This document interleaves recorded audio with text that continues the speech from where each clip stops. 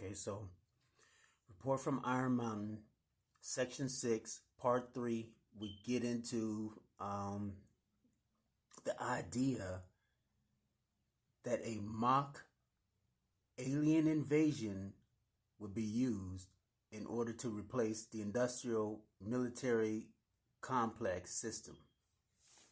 Listen, this gets deep, okay? So, and it even goes into like, well, I'm not going to spoil it for you. So let's get it.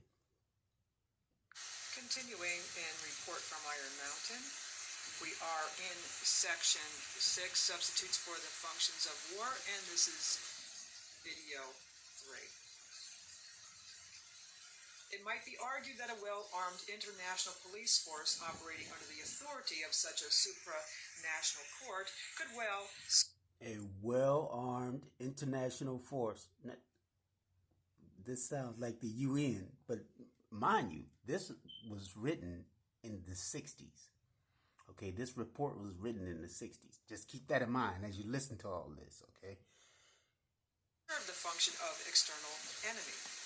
This, however, would constitute a military operation, like the inspection schemes mentioned, and like them would be inconsistent with the premise of an end to the war system. Now, the inspection schemes that she's talking about is, I mentioned it in the previous videos because they were talking about using things like Space Force, okay, and the endless amount of scientific inspections or checklist inspections that had to go on in order to send someone to space. Like you got 1,000 inspections, right? Those things cost, okay? This is like building tanks. Each inspection might cost, X amount of dollars in order to perform or get to the next level. And all these permits that are put forth. This is a money generating machine here, okay? So we're talking about replacing these systems of the military complex with other systems, okay? But in this particular section of the report, 6 and 3, is speaking on using mock alien invasion. Listen to me. See, those of you who know when you get into stuff like Project Bluebeam and stuff like that. Okay? So when they get into using mock demonstrations in order to falsify alien invasions, okay, and using these things on large scale in order to do away with, they're creating other systems. They're creating talk. They're creating TV shows and movies. It creates a whole nother industry altogether, okay? If 1,000 people see a UFO in the sky, that's 1,000 conversations. All this can be generated into money, okay? See, anyway, I'm getting way off. I'm going to get back to it. It is possible that a variant of the unarmed forces idea might be developed in such a way that its constructive, i.e. social welfare, activities could be combined with an economic threat of sufficient size and credibility to warrant political organization. Would this kind of threat also be contradictory to our basic premise? That is, would it be inevitably military? Not necessarily in our view, but we are skeptical of its capacity to evoke credibility. Also, the obvious destabilizing effect of any global social welfare surrogate on politically necessary class relationships would create an entirely new set of transition problems at least equal in magnitude. Credibility, in fact, lies at the heart of the problem of developing a political substitute for war. This is where the space race proposals, in many ways so well suited as economic substitutes for war, fall short. The most ambitious and realistic space project cannot of itself generate a believable external menace. It has only been hotly... See, they understood early that creating something like Space Force is not going to be enough to replace the military industrial complex, okay? Because even when you use these things, it's just not going to be enough, right? I mean, not enough people are on board even thinking about Space Force. Okay, they tried to pump it up for a while. Trump was in there. He was like pumping up. You had a little bit of momentum behind it, but it doesn't create enough money. It doesn't create the revenue.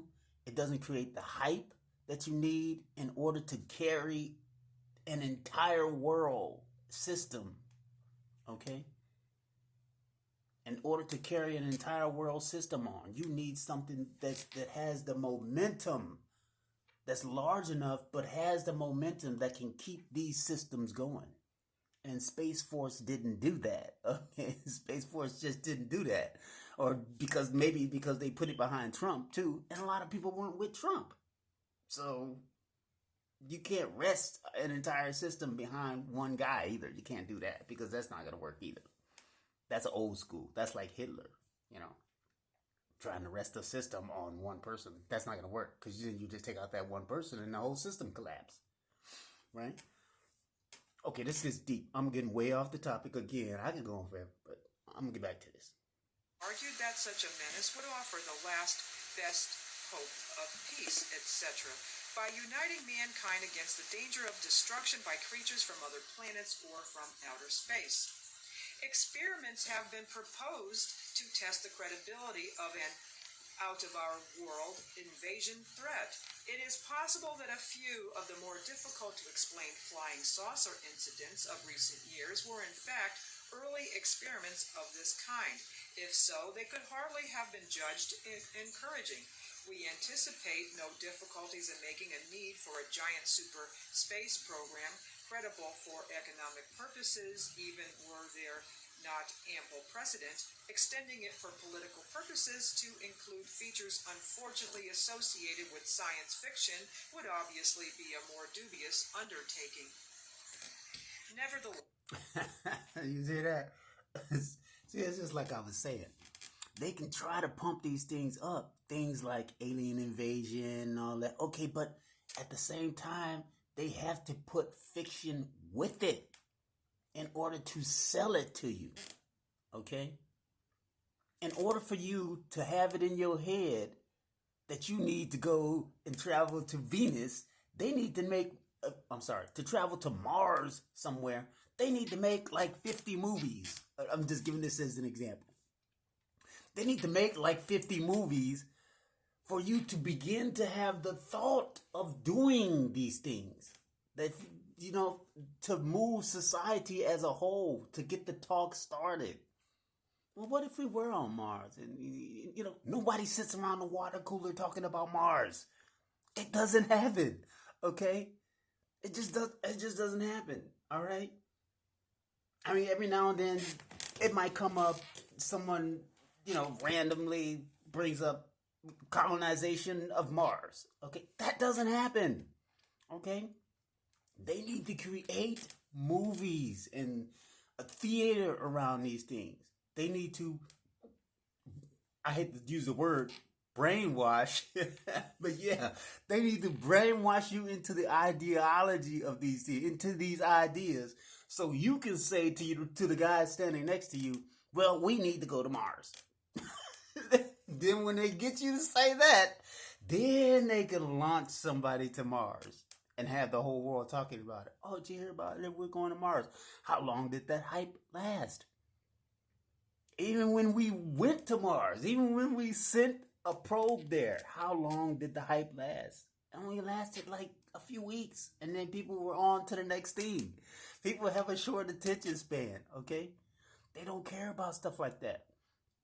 They do in the moment, but it's not enough to sustain entire world economy and backing on. It's not enough to do that. It's not enough.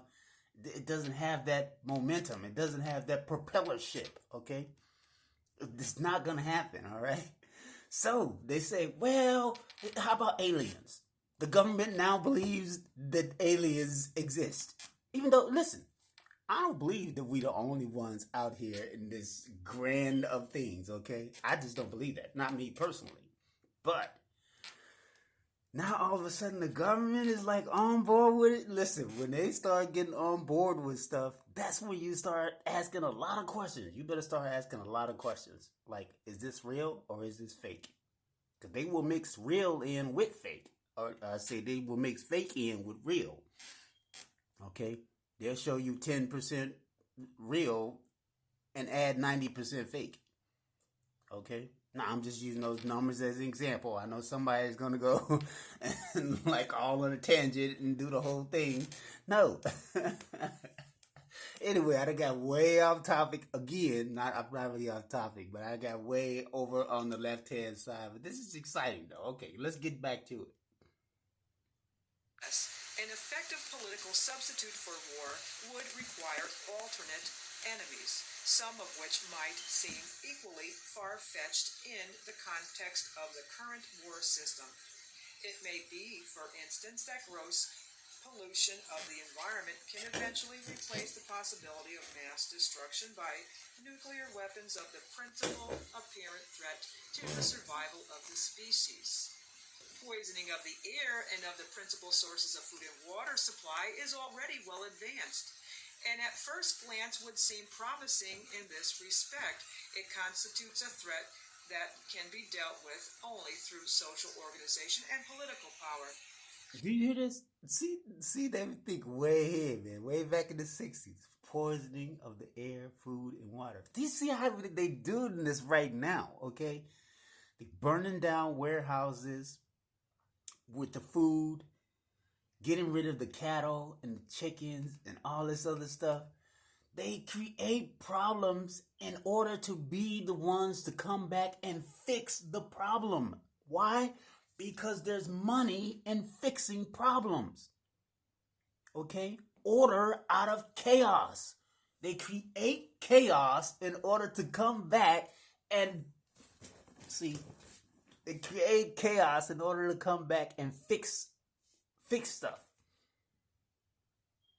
Okay?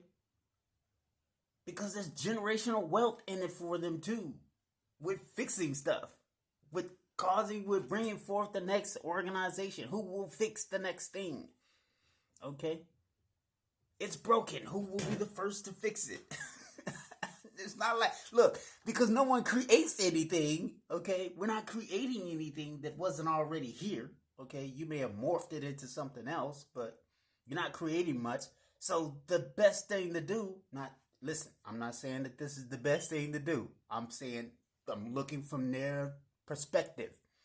The best thing to do is to destroy something and then go back and fix it. Because there's money in fixing shit. This is the sickness. This is the sickness of it all, okay? This is what it comes to. They can't just leave stuff as it is, okay? That can't just be a tree sitting there. Oh my God, why is that tree just sitting there? That tree should be paper.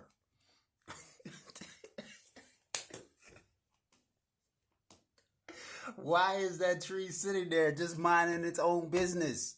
That tree should be paper. We could be writing on that right now. I'm getting way off topic, man. Let me get back to this.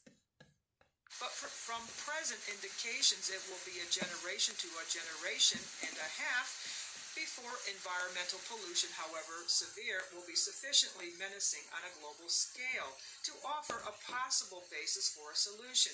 It is true that the rate of pollution could be increased selectively for this purpose. In fact, the mere modifying of existing programs for the deterrence of pollution could speed up the process enough to make the threat credible much sooner. But the pollution problem has been so widely publicized in recent years that it seems highly improbable that a program of deliberate environmental poisoning could be implemented in a politically acceptable manner. However unlikely some of the possible alternative enemies we have mentioned may seem, we must emphasize that one must be found of credible quality and magnitude if a transition to peace is ever to come about without social disintegration. It is more probable in our judgment that such a threat will have to be invented rather than developed from unknown conditions. For this reason, we believe further speculation about its putative nature ill-advised in this context, since there is considerable doubt in. Listen, just like I was saying, they say, well, if there's no problem, we have to invent the problem, okay? Because the problem is we don't have any problems. Listen. This is how the devil thinks, okay? The problem is we don't have any problems. We got to create a problem, man, so we can be the solution.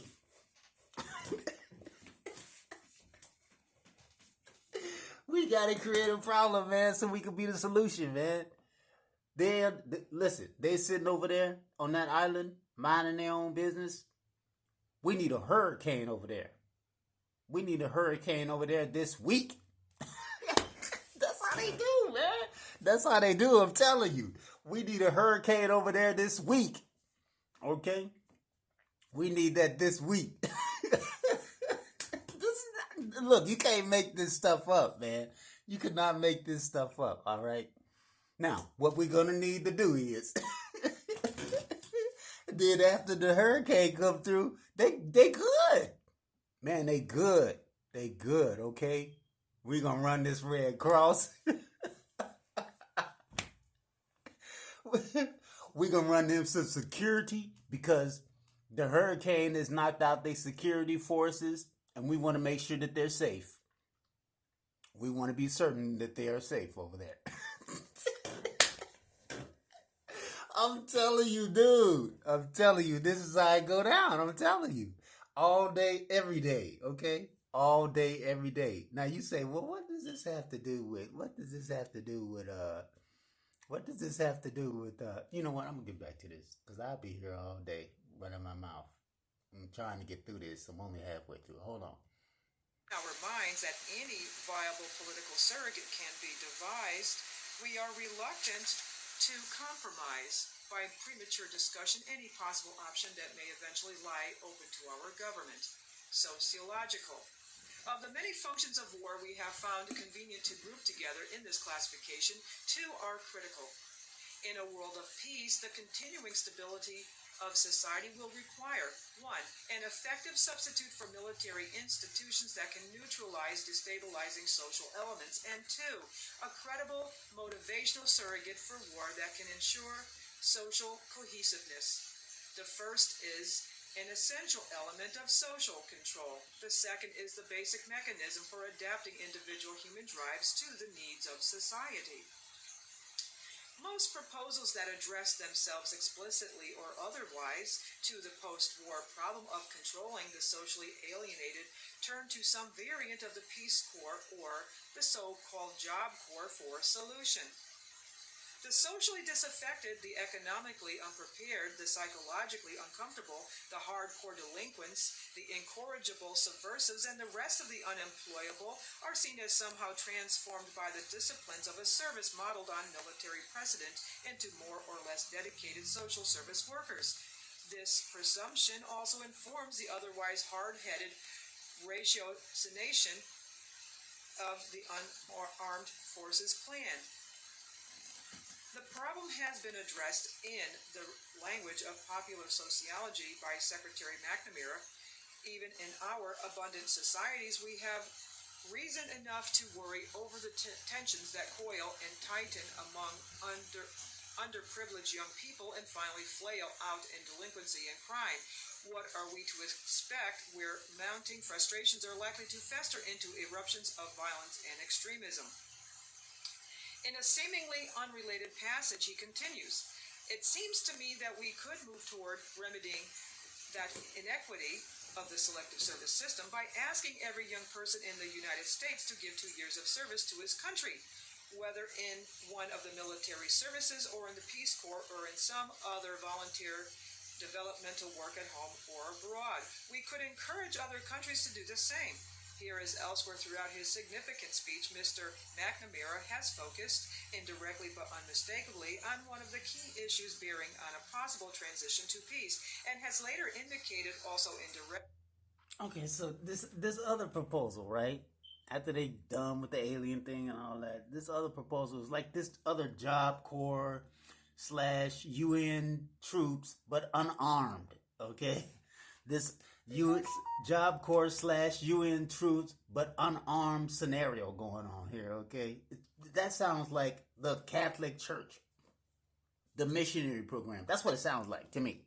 I mean, when I'm listening to this, that's what comes to mind when I'm trying to picture what she's describing, or what she's not describing. She's reading through the report. The report is describing it, and it sounds like the Catholic Church that goes into Africa. Okay, the unarmed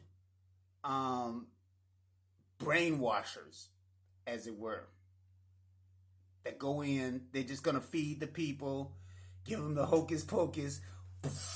You know what I'm saying? Give them the hocus pocus, lay the hocus pocus on them, and then the military force will come in after that and take the resources. Just scrape everything off the top. That's what it sounds like to me. I mean, I could be wrong. Maybe it's just painted a different way, but that's what it sounds like to me. It just sounds like another one of those systems. Okay? That's what it sounds like. It just sounds like another one of those systems. But anyway, again, I digress. Let me get to this.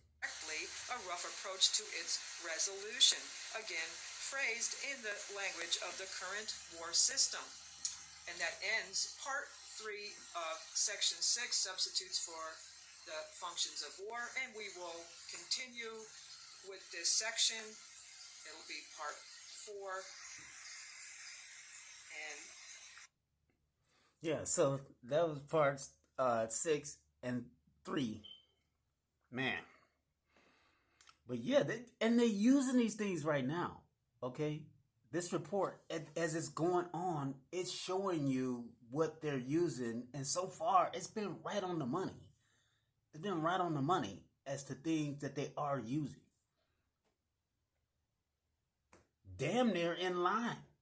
It's almost as if they're using this report in government in real time to actually implement into society, okay, step by step. But the fact that we've gotten to the point where we're talking about mock alien invasions, okay, and all this other stuff that's to be used, they're going through all this trouble to be used in order to phase out what they call the military industrial complex. But really, I think that's going to end up going to a technocratic military industrial complex. And I say that because you got AI coming, you have robotic systems being ramped up, and a whole bunch of other things. Yeah, you might keep the bodies of humans off of the battlefield, but that doesn't mean that you're not going to be out killing people. You're just going to have robots doing it instead. Okay? These systems have changed, but they've only changed in a matter of how they're being implemented. They haven't changed the actual system. It's like I say, the hocus pocus. It's the hocus pocus. Like, like see what we did over here. Now don't look at it. Don't look right at it. Don't look at it. You know what I'm saying? Like, come on, man, stop it. Like, we see through this. Okay. So anyway, that was interesting. The alien invasion. Listen, I'm not saying that there could not be others, life forms, or whatever you want to call it. I don't know, whatever you want to call it. Okay? Chariots, whatever you perceive it as. I'm not saying that there are not other things out there. I'm not saying that there is. I'm saying I don't know. That's what me personally, I'm saying I don't know. But at the same time, I'm saying don't let these people think that you don't see them when they tell you that they're going to mock something into existence. and use words like invent, okay? Don't let them think that they're getting away with that at the same time. Because if it comes, we want it to be real. We don't want to like fall for the trap of being led astray by something that didn't exist, like a Project Bluebeam or something, you know, where they putting a hologram in the sky and oh, there it is. Everybody sees it. There it is. You know what I'm saying? Anyway, I'm gonna get out of here. We get to section 6, part 4 next in the report from Iron Mountain.